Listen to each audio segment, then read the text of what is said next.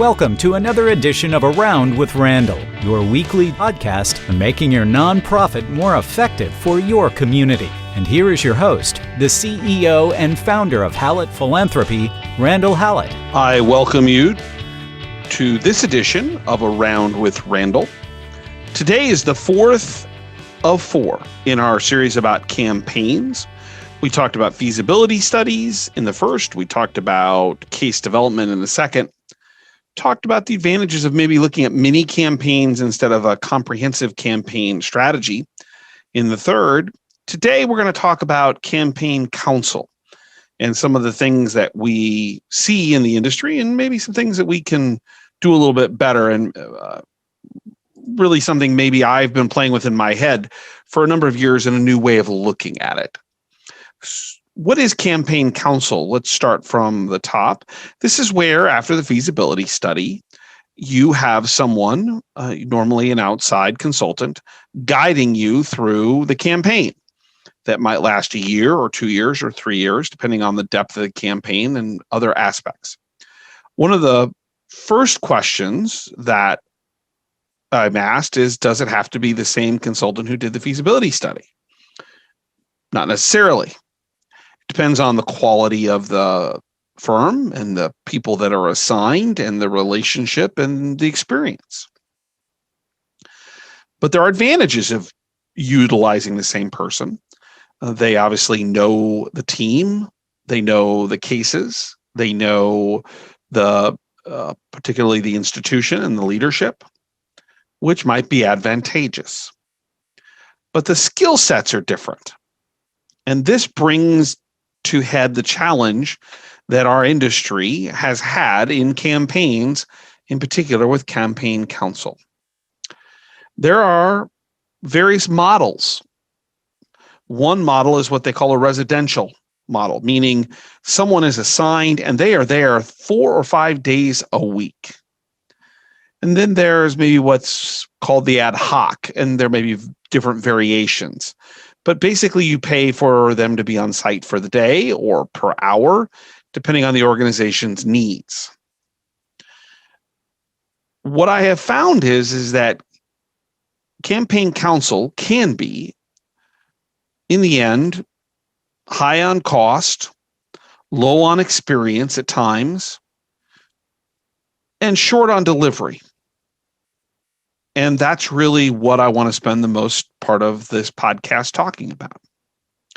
Unfortunately, there have been too many instances, and I've had this experience myself, as well as had many colleagues go through this, where a consulting group will come, present, and lay out their plan.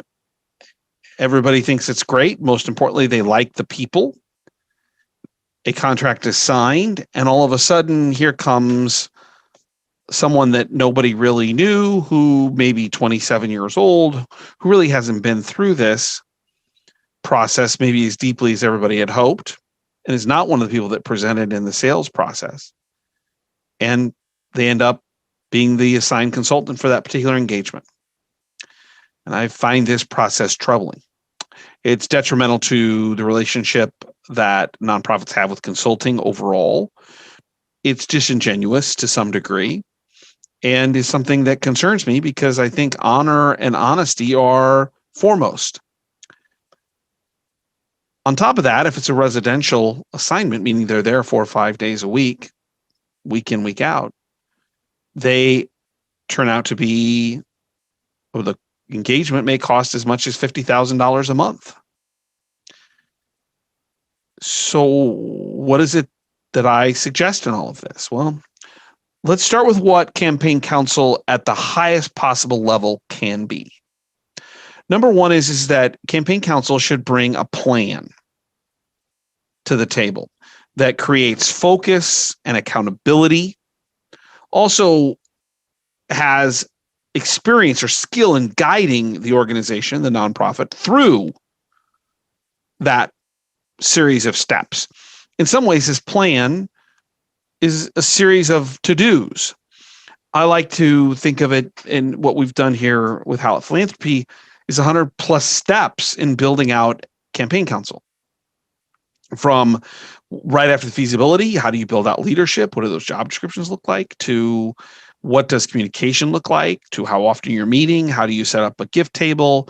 How do you assign the prospects? And then most importantly, how do you build relationships to go make asks? And what's the rigor in that? So the plan. The second part is having someone who can help you build strategy. So the first part was having the plan. The second is having the knowledge. And that comes from an experienced fundraiser, someone who's been through trial and tribulation, failure and success, that they know how to build effective strategy if it's a particular area or multiple areas, how the strategy about realizing where a prospect is at or a donor who's maybe a part of a campaign strategy in terms of cash versus estate giving to maximize gifts. Really, this is about the knowledge that they bring to the table in their experience and wisdom. The third is having the actual physical experience in asking people for gifts. 6, 7, 8, 9-figure gifts. That experience can be important because there are some organizations, the internal staff who's pressing on a campaign may not have all of the requisite experience, wisdom, knowledge, ready to overcome fear to be able to ensure that they can go make those asks. So the first part is the plan. The second part is the experience in having built relationships. And the third is making the ask. That's a heavy lift. And that's where I kind of begin to look at this differently. I think campaign counsel is and should be an important part of an organization's conversation. I think it can bring great value in providing a defined direction for a foundation/development office or advancement office. It can support the CDO in some powerful ways in best practice and can help identify challenges and come up with, develop creative solutions. I don't think you need someone residential, per se, 4 or 5 days every week. That's incredibly expensive. And for the most part, it's hard to find someone with 20, 25 years of experience to camp out on your campus for most nonprofits 4 or 5 days every week, 4 weeks a month for 12 to 24 months. Gets too expensive. And so you're left with, do I take the experience and a lot less time and without the rigor, or do I take the inexperience and get a lot of attention and they're on site? And I think there's a middle ground. What I would like to see and what we do a little bit differently is, number one, the consultants that we put into campaign counsel are experienced. They have asked for 6, 7, 8, 9-figure gifts. They have managed campaigns and they know what the plan looks like because they've implemented it. They've built strategy with donors or regarding asks. They're kind of what you want, and they're willing to go out and make those asks on behalf of an organization if that's a struggle for the nonprofit. I just don't think they need to be on site 16 days a month. What I advocate is kind of a modified schedule where between the client and the consultant that you look at how often do we need someone? Can we have them there 2 sessions, each one 2 to 3 days? So week 1 of a month, they're there Tuesday, Wednesday, Thursday. They're not there week 2. They're there in week 3, Tuesday, Wednesday, Thursday, and they're not present there in week 4. So they're on site 4 to 6 days. And you end up paying a lot less for that. But how do you then create the rigor? Well, there's the plan, the 100+ steps. But the rigor comes from creating meetings on the weeks you're not, or the consultant's not there, on Monday and Friday, using Zoom, GoToMeeting, whatever your Teams, whatever your favorite virtual meeting device is, software is. And you can create the same rigor because the rigor is all about, well, are we seeing the people that we're supposed to be seeing, particularly those at the top? Can we talk about building a strategy? And these meetings are maybe 2 to 3 hours each Monday and each Friday in the weeks the consultant's not there. And when the consultant is there, they're highly focused on very specific tasks, making donor meetings, meeting with campaign leadership, meeting with organizational leadership, and really developing strategy and even going out and asking donors, prospects for gifts on behalf of the organization if that's so desired. They have a very focused, not going to sit around and waste time, attention to detail process that they're going to follow. They're in, they do their job, and they're out. And they can provide that rigor either on site or with virtual meetings. The other thing that I think is advantageous that technology provides us is building out which we have done at Hallett Philanthropy for both feasibility studies and studies involving campaign counsel, is an online project management software system with all the steps. And that's where you're building out all of the details about what's to be done next, who's responsible for it. And you can track accountability this way and not have to be on site looking at someone with a note card or a piece of paper. Everyone can dial into that particular site to see that accountability, the responsibilities, the to-dos, the duties. All of this provides some, I think, really strong benefits. Number one is it lessens cost by as much as 40%. Number two, you get someone as a client, a nonprofit, who's been through the challenges, who makes asks, builds strategies, knows the plan, maybe has a little gray hair, can guide, lead, mentor, who can resonate with leadership, who has served in different capacities throughout campaigns. You get experience. And lastly, when you overlay virtual meetings and a prospect management software system, you get accountability, a plan. What is it that the nonprofit should do?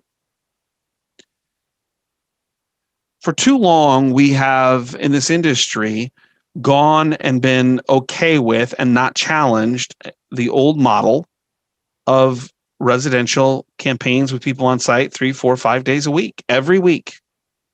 And I think there's a different way of looking at it that's less expensive, creates more accountability. But most importantly, and this is kind of the teaching tactical point, this isn't about the consultant.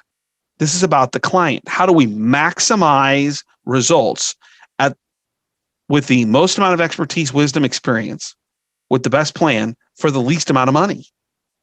That's ROI.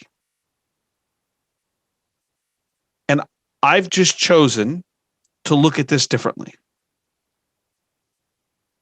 Not to worry about my costs as much as I worry about the return for client. And it's proven to be successful. We're beginning to see clients look at this in a more efficient way. The other thing it does is not every client comes into the situation in the same place.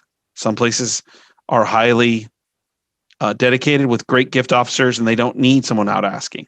There are some places that need it. There are some places who can execute a plan. There are others that need a lot of hand-holding.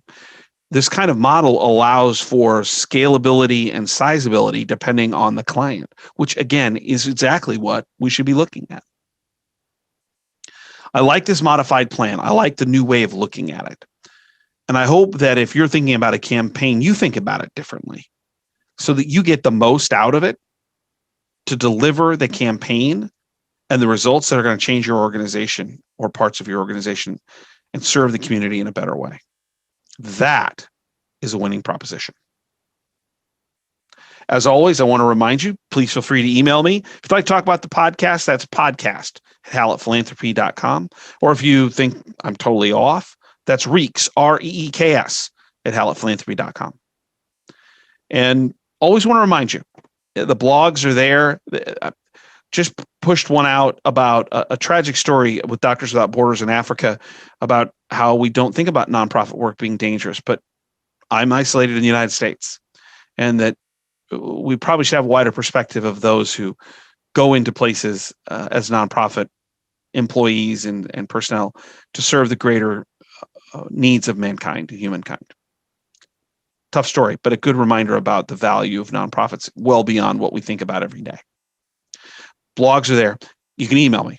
And don't forget, most importantly, I hope you feel as if you are serving your community through your work you do as a nonprofit, whether it's a staff member, a executive leader, or a board member, that at the end of the day, nonprofits are built to serve community need, to listen to the left behind, the not heard, to take care of those, to help those in great peril, struggling with whatever challenges they have, to protect the community in certain ways and preserve great assets of our community. Nonprofits have a viable and important role, and I hope you feel that same role too. Which brings me to how I end every podcast. Some people make things happen, some people watch things happen, and then there are those who wondered what happened. That old Gaelic saying is important because we all are people who fall into one of those categories at any time that we're breathing. A nonprofit works about being someone who makes things happen for someone who watches things happen. And I hope that you feel that you're someone who's helping someone else, directly or indirectly. It's important, and people are appreciative. And if you haven't heard it today, you've heard it here from me. Thank you for what you do. I hope you feel good about it. We'll look forward to seeing you next time, right here on Around with Randall. And don't forget, make it a great day.